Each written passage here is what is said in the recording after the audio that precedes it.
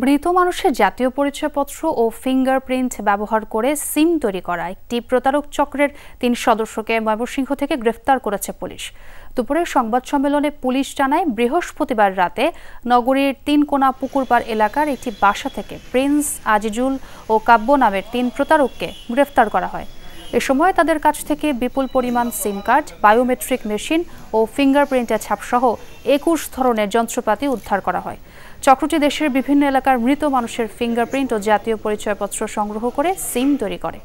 পরে সেসব সিম দিয়ে অনলাইনে পণ্য বিক্রির ও মোবাইল ব্যাংকিংয়ের নামে প্রতারণা করত তারা।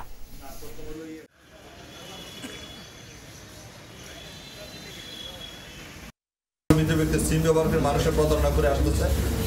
এই সুবাদে আমরা ৩ জনকে গ্রেপ্তার করেছি। আর এখন নতুন সিম উদ্ধার করেছে এবং নতুন সরঞ্জাম করতেছে।